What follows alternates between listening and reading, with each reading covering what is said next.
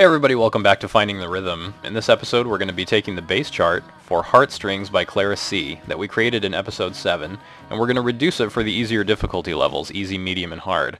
But before I get started, let's take a quick look at some viewer feedback. Chill from Rhythm Authors says, "That damn mouse clicking sound for every press and release made me go crazy."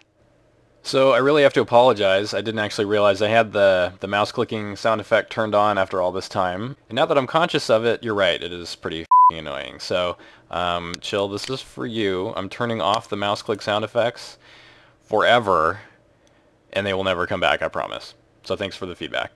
Okay, so we're back here looking at Heartstrings. I'm going to go ahead and expand the bass track because that's the one that we're working on. I'll double-click the bass chart to open it up. And here's what we created in our last episode. This is the expert bass chart for Heartstrings, going all the way through to the end of the song. And what I'm going to do to go ahead and reduce this for hard is I'm going to zoom all the way out, just like we did when we were reducing the drum track, so that I can see the entire song at one time. And that just allows me to right-click and lasso all the notes for the whole song. And then zoom back in again.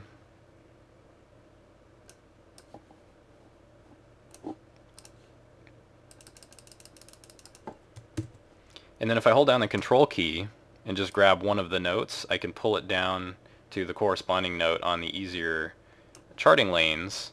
And by holding down the control key, it's causing it to just make a copy of everything that was selected on the fly. So now I've got an exact copy of my expert chart. And then it's just a matter of going through and starting to reduce it according to the rules. So let's take a look at what those are. So here's the guitar and bass authoring page on the creator's site. And if you scroll down a bit, you'll actually get into the rules for the individual difficulty levels, just like you find on each instrument. And once again, I've done my best to pull out the most common rules and highlight the ones that are definite rule breakers. So let's take a look at those. So once again, just as in the drum episodes, I want to point out that this list that I pulled out from the creator site is not a complete list. It's just the rules that come up the most frequently, at least in my experience.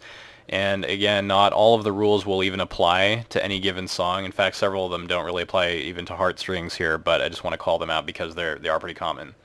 So the first is that when we go down to hard, we have no 3-note chords. And that's one of the pretty hard and fast rules that you're not going to do really no matter what's going on with your song or what type of arrangement it is. So that's an easy thing that you can go through and look for, is if you had 3-note chords on expert, is you can reduce those down to 2-note chords. Next thing we're looking for on hard are strums or movement that are a 16th note or faster. And again, this is not as hard and fast because if you have a song that's got a really slow tempo or is really simple to play, 16th notes may not be that problematic for a hard player to land. So you have to kind of use your judgment, and you use feedback coming from the playtesting community on the forums as you put your song through playtest if you're not sure about what those thresholds should be. If you've got something that's a chord on expert, it needs to be a chord on hard. Even if you're reducing it from 3 notes down to 2 notes, it still needs to be a chord in some form. You can also play with the spacing of the buttons to compress something down and make it easier to play, but it should still be a chord. Jumping from green to orange is the biggest jump in terms of the buttons on the 5-lane guitar. And that's considered a tough jump for a hard player to do if you're looking at a 16th note type of spacing, or it could be an 8th note spacing, could be too fast if it's a really fast tempo song. So again, it's kind of a judgment call, and you also work with the playtesting community to figure out if what you're doing is too quick or too difficult. In terms of your sustains and how long those last, those need to be the same as what you've got on expert. You don't want to get into pulling those back and shortening them for hard. They should match expert. So let's go through and take a look at our hard chart and see if there are any of those rules that we can start applying. So again, not going to pull back any of these sustains, and I'm not really seeing any 16th note activity because this bass chart in general is relatively easy to play and not a lot of fast, complex movement that we'd be kind of weeding out for hard. So our hard chart is ultimately going to be very similar to the expert chart in this example. So I'll just kind of scroll through the song here looking for things that might be good candidates to take out. In some songs, if I've got a lot of these hammer-on and pull-off type notes, let me solo that track so we're listening to just the bass. Sorry about that.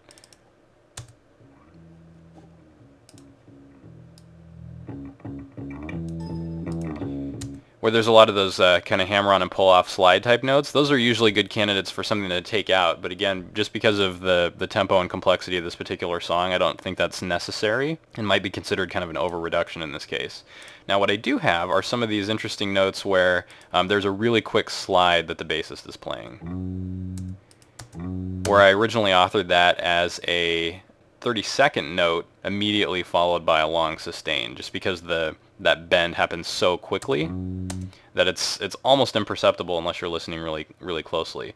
This would be something that might be considered too difficult for a hard player, at least at this tempo, and is also kind of an unusual case where it's sort of an opportunity to bend the rules. And I've done some checking with the playtesting community in the past to find out if other people are in agreement about this, and they seem to be, so I feel okay about recommending this. But every now and then these will come along, and you're sort of forced to choose between taking out that note and creating a situation where the long sustain that would feel better to keep in is starting in an odd location where it's off the beat, and it would be difficult maybe for the player to catch it, and they might be prone to missing that note just because it's starting in a weird place. And then your other choice is deleting the sustain and having a note that falls right on the beat and is easy to hit, but you don't get to hold it for very long, and so it wouldn't be very exciting to play, and you'd have this long, weird, awkward gap where they're not playing anything. So in this case, what seems to be the consensus is to do something that we would otherwise never do, which is take a sustain and pull it back so that it encompasses that whole slide, because the slide is such a small one that it's kind of a rule bending that we can get away with. And then the other thing I might do is, because I've got a slide back down to this long red sustain here, where I've got two of these hopo notes, I might take out one of them. And I'll just have him hammer onto that one and then strum the long sustain that comes after it. And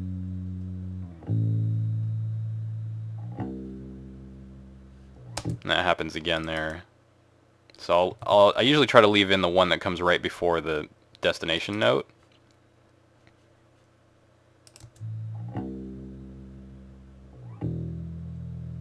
And the same thing happens again here.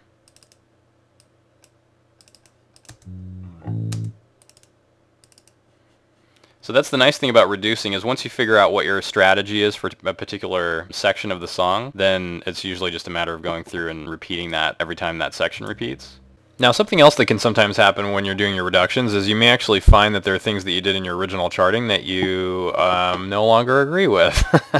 So I'm noticing here in the bass part, I've got a couple spots where I'm using hopos to go up to a long sustain, and in the audio I'm actually hearing him plucking the string. So there are times where you'll use these in places where it's not actually happening in the audio, just because it makes it more comfortable to play on the 5-button guitar. But in this case, I think I just want to have the hopo note be on this transitional slide note, but then actually pluck that long sustain. And then I'll just do that consistently back here on expert as well, so that they match. So that's kind of a normal thing, is as you're working through it and reducing, you'll notice things that you want to go back and clean up. And sometimes you'll even change your mind back and forth a few times, so it's nothing to worry about. It's just kind of a natural part of the process. So then I'll just kind of continue through the song here, looking for more things that I can simplify. But as you can see, this particular chart is already sort of geared towards hard to begin with, so there's not a whole lot that we have to do to it. Easy and medium will have more things for us to come in and do. So here I had a long slide where I've got 3 hopo notes in a row, 16th notes, so this might be a little tough to hit, so I'll probably just trim out these so it matches the other ones earlier in the song for the hard player.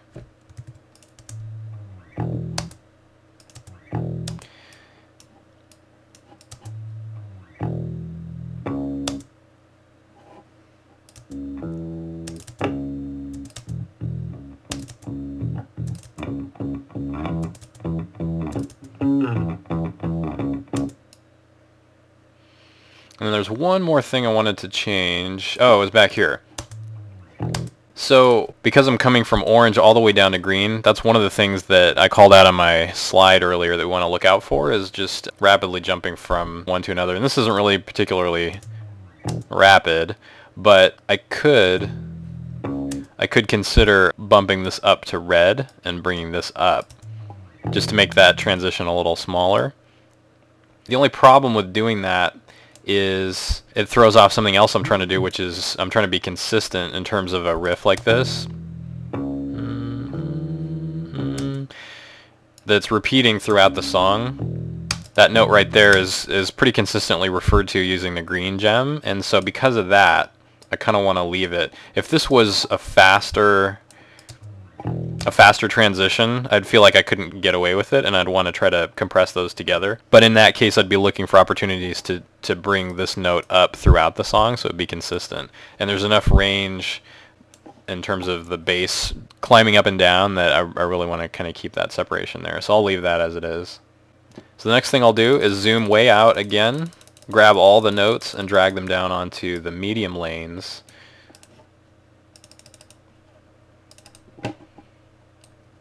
Now, one thing that easy and medium do not have are those hopo notes, which is this green row up above here that I'm using.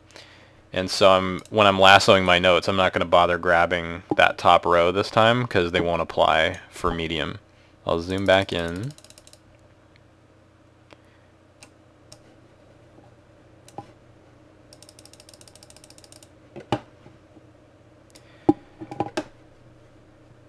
And I should probably mention, if I didn't during the bass charting episode, that there's also another lane up here which is where you can force the hopos to turn off.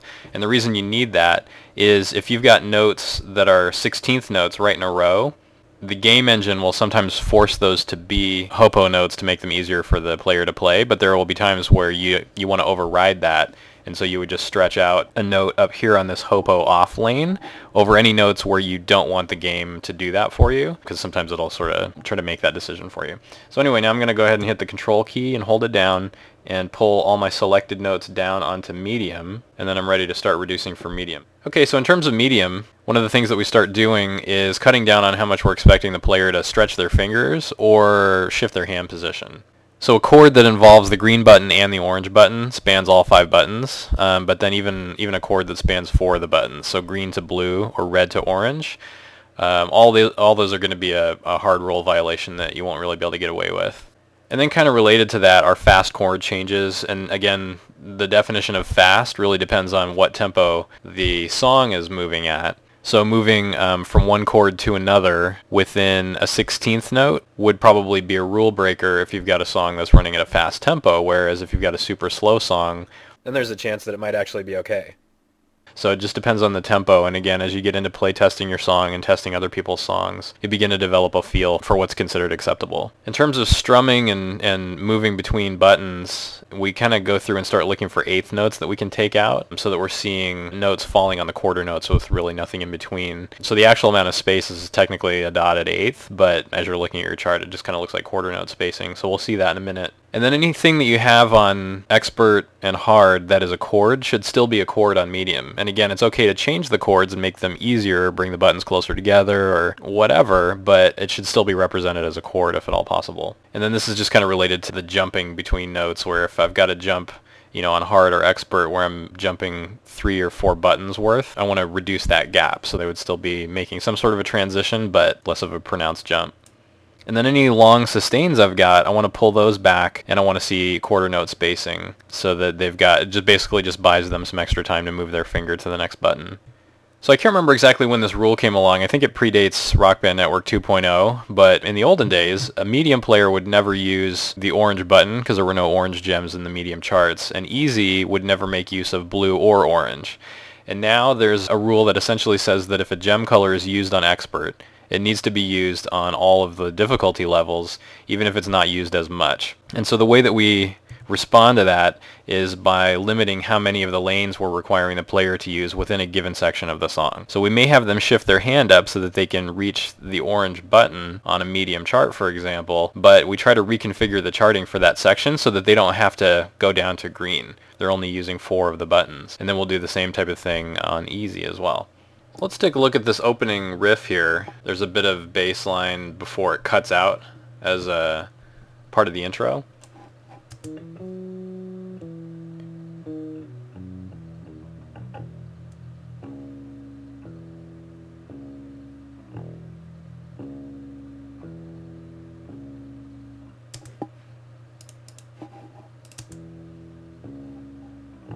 And here I just noticed I missed an opportunity to do a slide on my higher difficulty levels.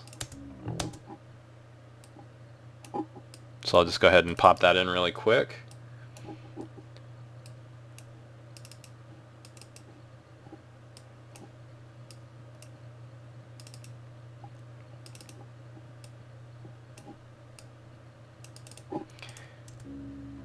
And then that's something that I would probably take out for medium.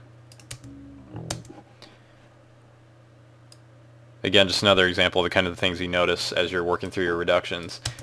So in terms of the rules that I pulled up a second ago, I can look at taking out these eighth notes so that my strums are falling on the quarter notes. And then I can pull back my sustains to leave quarter note spacing. Technically, a dotted eighth is the minimum that you're required to leave. I just find that I think a medium player is going to have trouble timing the release of the button right at that moment, as opposed to letting go on the beat where they're actually seeing a nice heavy white line marker come across the note highway.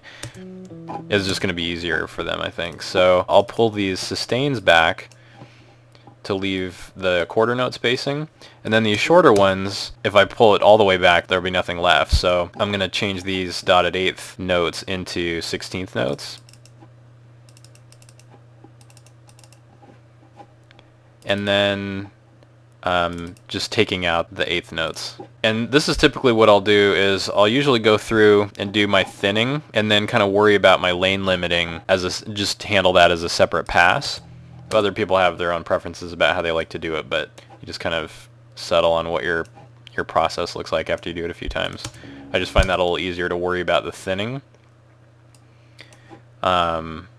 separately from worrying about whether I'm using too many lanes for the difficulty level.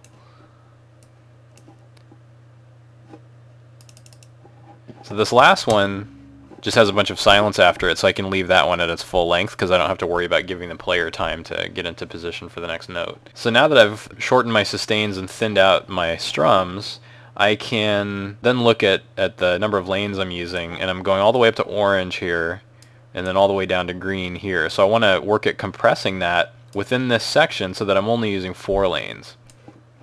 And because I'm kind of descending across all 5 of those gems right in a row here, I have to do what's called wrapping, which I think I may have talked about in the last episode. And there's different ways you can go about wrapping, and people on the forums will be able to give you good feedback about whether you're wrapping in an appropriate way or not. And there's even kind of multiple schools of thought about what the right way to do it is. But essentially what I'll do is I want to rework this so that I'm not using green anymore. And so what I might do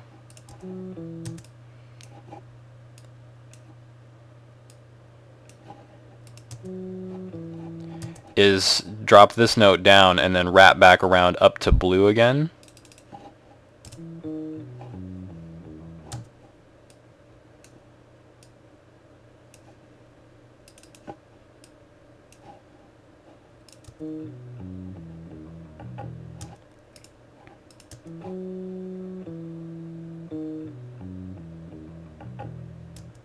And if it was a really fast song, you could even consider just repeating this up here so that you're reducing how far they're having to jump in terms of yellow up to orange versus red up to orange.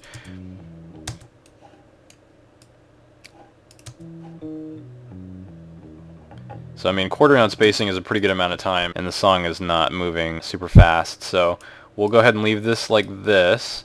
And now I'm just going to work my way through the rest of the song and basically do the same thing all the way through and see what other areas I can find to thin out notes, shorten my sustains, and find other things that are just not appropriate for medium.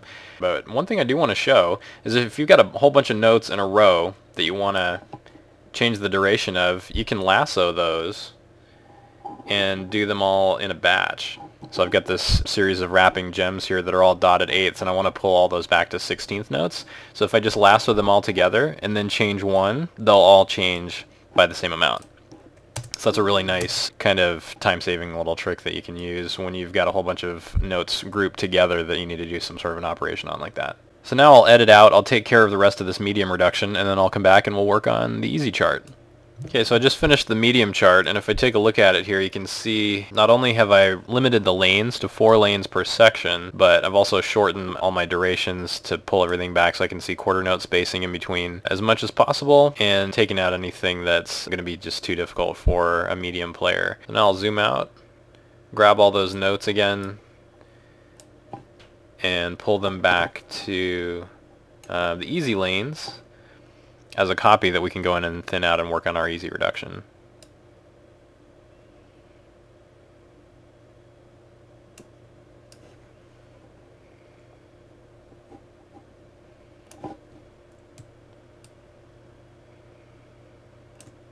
Okay, let's take a quick look at the easy reduction rules for guitar and bass.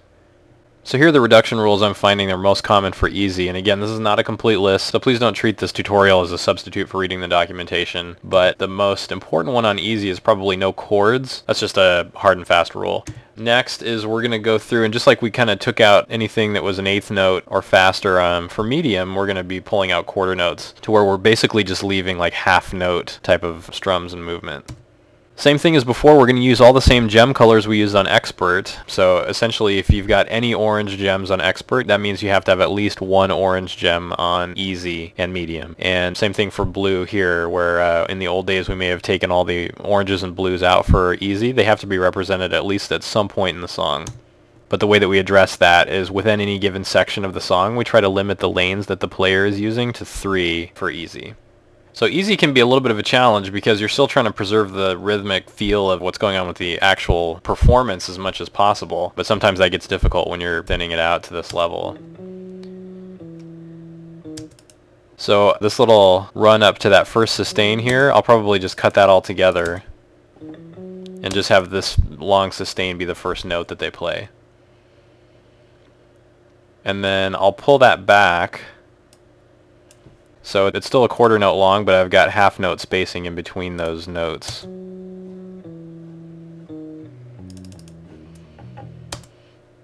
Now this next part here is a classic example of why some of these rules for reductions aren't hard and fast rules, because they'll sometimes come down to what's the right thing to do rhythmically to preserve the feeling of the musician's performance for the player. And sometimes when you enforce those rules kind of mindlessly, you may or may not get the best results. So for this little run here, if I just take out the quarter notes, it's not bad, and I may leave it that way. I just find that you've kind of got these, partly because the song's in 3/4 time, I think. It sort of feels like this is the start of the second section of the run here. So if I have that one missing, it may feel a little weird, to where it might be preferable to leave that one in, take that one out, and put that one back in, so you have kind of a 1-2, 1-2 with a little bit of a break in it. And it would give the player a little bit of a feeling of playing those runs by still having 2 notes close together in there. And you could argue that just the feel and the complexity of the song is such that this is easy enough for the player to hit these, even though they're closer together than having the half note spacing that the docs are recommending.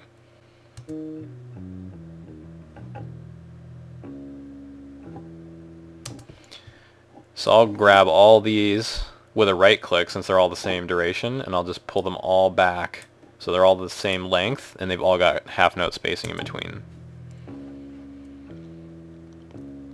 And again, right now I'm just looking at the thinning and the spacing, and I'm not even worrying about lane limiting until I get all the way through the song, and then I come back and I do a separate pass where I look at compressing them down into 3 lanes.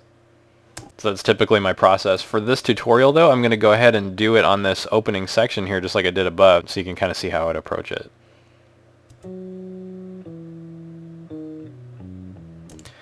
And since this section is, starts off on a high note, and it's kind of isolated here by itself, this is a golden opportunity for me to use orange and even blue and kind of satisfy that requirement of the easy chart needing to use orange and blue because they were used up here on Expert.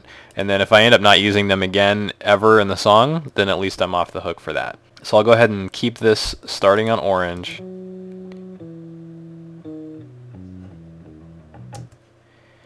And that's definitely my lowest note, so I'm going to want that to be yellow because I want to be limited to orange, blue, and yellow. sometimes you just end up working backwards. If you know you have to end here, and you know this needs to be above this, and this needs to be above this, then you're just kind of working your way back and you know that needs to be there, and then there's some sort of a wrap that's going to happen here.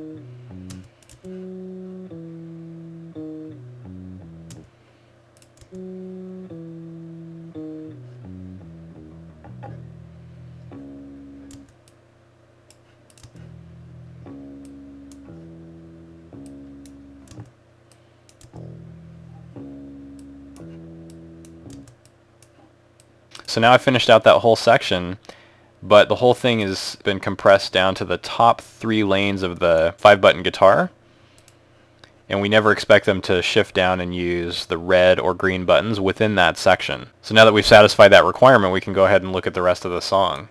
And fortunately, because this bass line has a lot of those same repeating patterns, once we crack those problems and figure out what the strategy is, then we can just go through and apply them consistently through the rest of the song. So I'll take care of the rest of this reduction, and then come back with a couple final words for this episode.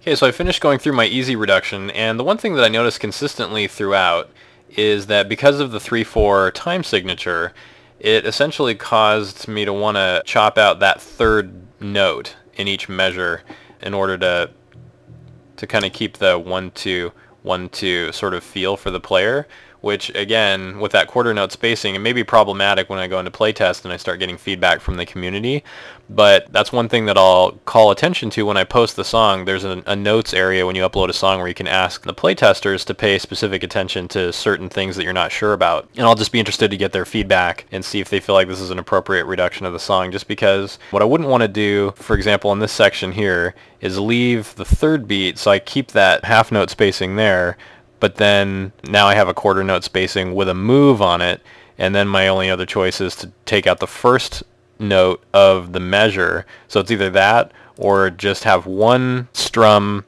per measure, and then I've actually got longer than half note spacing. So it starts to get a little ridiculous at that point. So ultimately, as I said earlier, you've got some judgment calls that you occasionally have to make, and I think I'm pretty happy with this reduction, but again, it has to come down to consensus with the playtesting community. So in the next episode, we'll look at hooking up the animation cues that drive the bassist avatar that you see playing in the background. And after that, we'll be ready to move on to charting for the guitar. So thanks for watching, guys. We'll see you next time.